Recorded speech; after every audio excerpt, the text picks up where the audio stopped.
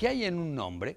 Para algunos es un símbolo de orgullo, para otros, como el hijo de uno de los narcoterroristas más violentos del mundo, Pablo Escobar, ha sido un estigma y una garantía de persecución. Así fue como, tras la muerte del legendario capo, su hijo mayor, Juan Pablo Escobar, tomó la decisión de apartarse de la sombra que lo perseguía y rebautizarse Sebastián Marroquín. Andrés Brender logró entrevistarlo en Argentina y nos cuenta cómo, casi 20 años después de rechazar su apellido paterno, Marroquín lo ha retomado para defender el legado de su padre.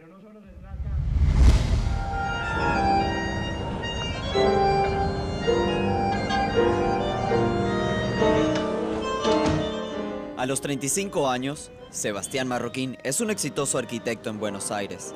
Pero lo que más le agrada es pasar desapercibido por las calles de su país adoptivo. Me reconoce muy poco, a mí me encanta la amnesia de los porteños y de todo este mundo magnífico que hay aquí, porque vivo tranquilo, no tengo ningún tipo de privilegios, ni nadie me saluda diferente en la calle, así que eso me hace sentir muy cómodo, soy una persona más. Y una persona muy distinta a la que llegó aquí hace 19 años, huyendo de un pasado oscuro en Colombia, acompañado por su madre, Victoria Henao, y su hermana menor, Manuela. Recuerdo que fue como salir de una burbuja. Prácticamente yo no me relacionaba con el mundo exterior. Yo vivía dependiendo de un montón de guardaespaldas que me resolvían mi vida, ¿no? Esos guardaespaldas protegían a su padre, Pablo Emilio Escobar, jefe del cartel de Medellín y el narcotraficante más famoso del mundo, quien llegó a ser llamado el Da Vinci del crimen. Aún así, Marroquín asegura que la malevolencia de Escobar ha sido exagerada. Era un gran hombre, se desvió por el camino de la violencia, una violencia que él no se inventó, una violencia que sigue vigente hoy a pesar de, ya van a cumplirse casi 20 años de la muerte de mi padre, y la violencia relacionada con el mundo de las drogas no ha disminuido ni un milímetro, al contrario, ha ido en un crecimiento exponencial. Lo que más recuerda de su vida en Colombia eran las amenazas constantes y el rechazo hacia su familia. Prácticamente te diría que recibíamos un atentado o dos por día. Era realmente y literalmente una guerra. Una guerra librada por Pablo Escobar, cuyo reino de terror ha sido vinculado a cientos de miles de muertes. De acuerdo a su hijo, una vez que aceptó que por su estatus social nunca llegaría a ser un profesional, asumió su papel de delincuente con entrega total. Creo que tiene una inteligencia difícil de comparar para el mal, inteligencia que además, debo decir, en cierto punto lo divertía en cuanto a las trampas que hacía para lograr sus cometidos. Y mientras sobrevolaban la cárcel aviones con esos radares gigantes, etcétera, que venían de Estados Unidos y de tantos otros lugares, mi padre utilizaba palomas mensajeras. Era un hombre que lo divertía ver cómo otros gastaban fortunas en encontrarle un punto de caída, y él con 10 centavos ponía una paloma a trabajar para él. Pero en 1993, Escobar finalmente fue acorralado. Le habla Pablo Escobar de Medellín. Es para manifestarle que si el gobierno de Alemania maltrata, humilla o rechaza a mi familia inocente, yo tomaré represalias. Y después, cuando muere mi padre, que intentamos tantas veces buscar asilo y salir del país, buscar refugio en algún lado, yo me acercaba al aeropuerto en Bogotá, a todas las aerolíneas, una por una, a comprar un pasaje, y las aerolíneas me decían: tenemos prohibido venderles pasajes a ustedes. Marroquín recuerda esos días como algo surreal. El Estado colombiano asignó a 40 escoltas y autos blindados para proteger a la familia. Y en un momento incluso, aparte de los 40 hombres, se dispuso de 100 hombres del ejército, solo para 4 personas. Decididos a salir de Colombia como diera lugar, la familia Escobar solicitó la entrada a numerosos países a través de la Cruz Roja, las Naciones Unidas y el Vaticano, pero sus peticiones cayeron en oídos sordos. Nadie nos brindó ningún tipo de apoyo y terminamos sintiéndonos como extraterrestres, como que no teníamos el derecho de vivir en ninguna parte de nuestro planeta. Finalmente, un país en el continente africano les abrió las puertas. No teníamos ni idea dónde quedaba Mozambique, ni siquiera qué idioma se hablaba, cómo se llegaba a ese lugar. Y aceptamos sin siquiera pensarlo. Antes de salir de Colombia, Juan Pablo Escobar sabe que necesitaba cambiarse la identidad.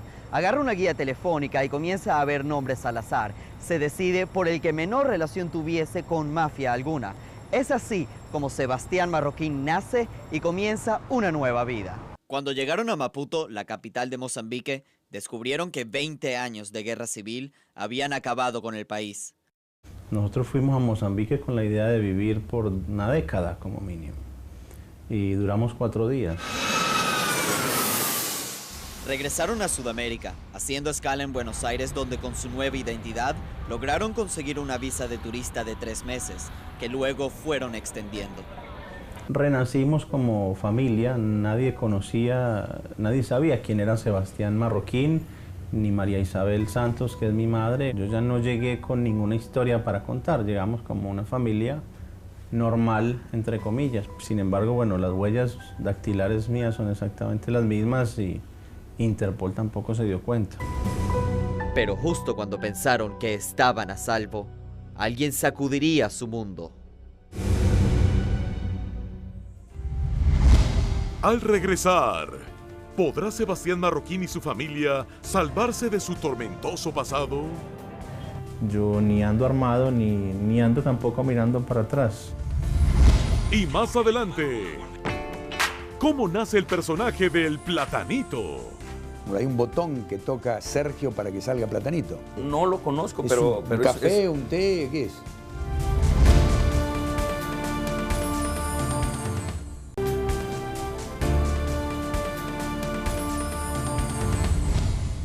Una historia realmente fascinante. Los detalles íntimos de Pablo Escobar contado por su hijo Sebastián Marroquín. Una vez establecidos en Buenos Aires, Marroquín empezó a rediseñar su vida, comenzando por buscar una profesión, algo que su padre le inculcó desde niño. Él me decía que si yo quería ser médico, me regalaría el mejor hospital de Colombia, o si quería ser peluquero, me daría el mejor salón de belleza. Estudió arquitectura y diseño industrial en el Instituto Horta Internacional, donde también daba clases. Ahí se encontraba el 18 de noviembre de 1999, cuando el fantasma de su pasado lo alcanzó. Cuando llego a mi casa, como llegaba todos los días, me estaba esperando la policía, y al día siguiente pues se enteraron tanto mis alumnos como mis colegas, los docentes y todas las autoridades de la institución, de quién era mi padre. No de quién era yo, porque yo era la misma persona. Tanto su madre María Isabel como él fueron arrestados y acusados de falsificación de documentos, lavado de dinero y asociación ilícita. Ella purgó una condena de 18 meses y Sebastián de 45 días. Cuando regresó a su trabajo, esperaba lo peor. Gratamente no me dejaron hablar, me decían: no tienes nada que explicarnos, sabemos que todo lo que se dice de ti son mentiras.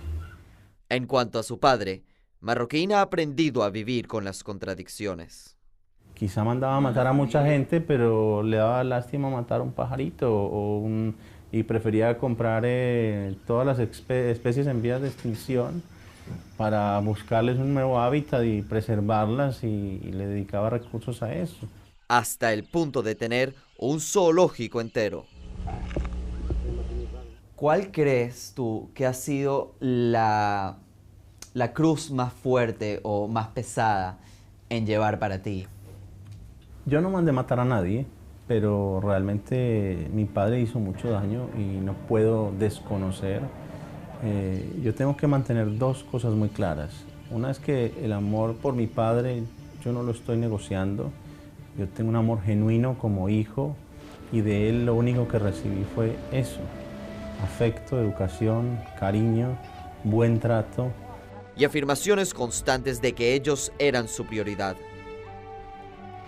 cuídese mucho, usted sabe que todos lo necesitamos. Esté tranquilita, mi amor, usted sabe que yo luché por ustedes, yo no tengo otro incentivo en la vida sino luchar por ustedes.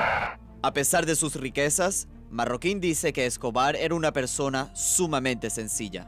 Mi padre tenía 12 jeans exactamente iguales, 12 pares de zapatos exactamente iguales y 12 camisas iguales. Una de las experiencias que más lo marcó fue algo que ocurrió mientras se encontraban en un escondite dentro de una de sus lujosas residencias. Estábamos rodeados de millones de dólares y empezamos a morir de hambre. Casi que podíamos comprar el supermercado completo, pero ninguno tenía la libertad para comprar comida. Así que estuvimos una semana a punto de morir de hambre, no podíamos comprar alimentos.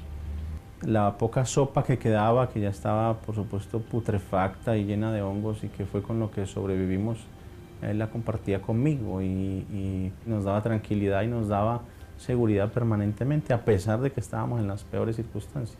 Cualidades que espera transmitirle a su primer hijo varón que está por nacer y a quien nombrará Juan Emilio, en honor a su padre. ¿Qué le vas a enseñar sobre su abuelo? Todo. Querámoslo o no, mi padre ya forma parte de la historia de Colombia. Es una parte de una historia que a muchos nos cuesta digerir y a nadie le gusta reconocer, pero es así.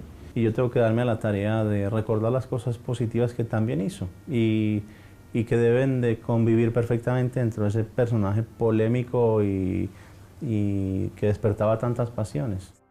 Hace 3 años, decidió abandonar su vida en el anonimato para participar en un documental llamado Los pecados de mi padre. Yo sentía la responsabilidad moral de acercarme como hijo de Pablo Escobar a las víctimas de mi padre para pedirles perdón por el daño que él les había causado. Especialmente a los hijos de Luis Carlos Galán, candidato a la presidencia, y el de Rodrigo Lara Bonilla, ministro de Justicia, quienes fueron asesinados por órdenes de Escobar. Regresó a Colombia por primera vez para enfrentarlos y logró un acercamiento con ellos. Irónicamente, el éxito del documental cambió las fortunas de Marroquín. Yo estaba más acostumbrado a recibir patadas y rechazos que cartas de invitación que me llegan hoy de todos los países, incluso de Estados Unidos, aunque no me dan la visa para allá. Ahora espera que su padre le pueda ayudar a abrir otras puertas. Hace unos meses lanzó una controversial colección de ropa llamada Escobar Henao. Entendemos que mi padre es un hombre que sigue vendiendo muchísimo, no importa qué. Yo creo que lo único que falta en el mundo por hacerse son cereales sobre Pablo Escobar. Hay muchos que te critican porque estás usando una imagen de una persona que está asociada con sangre, con dolor, con terror. ¿Qué le respondes? Los únicos que tienen derecho de explotar la historia de Pablo Escobar somos su familia. Esto no es un derecho exclusivo de terceros. El hecho de que mi padre haya sido un delincuente y un criminal no condenado no lo convierte en un derecho universal para que todo el mundo pueda explotarlo económicamente y hacer dinero. Estamos utilizando la imagen de mi padre para mostrar y poner en evidencia una realidad ocurrida, pero nunca estamos escribiendo mensajes que inviten a los jóvenes a continuar los pasos de mi padre. La ropa se produce en Medellín, el lugar donde su padre hizo su mayor bien a través de obras caritativas, pero también donde derramó más sangre. Estoy seguro que yo podría hacer estas mismas producciones en China por menos de la mitad del valor, pero de eso no se trata. Mi compromiso está en Colombia, no en la China. Cada persona que yo puedo brindarle un empleo es una persona que no está incurriendo en métodos violentos para lograr su subsistencia. No obstante, las prendas no se venden en Colombia. Me parece que lo mínimo que debo hacer es resignar esa porción del mercado para mostrar de que verdaderamente me importa lo que ocurrió y que no quiero lucrarme con el dolor absolutamente de nadie. Dice que no le teme a las amenazas de muerte que ha recibido desde que lanzó su proyecto, ya que siente que lleva 19 años de horas extras. El miedo ha sido compañero, como la muerte ha sido compañero permanente de nuestra vida, así que esto no me pone en actitud desafiante, sino al contrario, reflexiva y y de aceptación frente a lo que tenga que ocurrir. Yo ni ando armado, ni ando tampoco mirando para atrás. A mí me matan muy fácil. ¿Qué sentiste al entrevistar al hijo de un capo tan importante? ¿Un poquito de escalofríos, no? Bueno, la verdad es que es bastante impresionante verlo en persona. Se parece mucho a Pablo Escobar, entonces es una persona muy humilde, muy simpática, de bajo perfil y bueno, te impresiona verlo. Yo de hecho le dije, oye, te pareces demasiado a tu padre y él me responde muy jocosamente, bueno, malo sería que me parezca el taxista. Bueno, el padre era un personaje tenebroso, pero era muy querido en Colombia por mucha gente, ¿no? Un personaje de mucho carisma también. Muchas gracias, Andrés. Gracias. Y más adelante,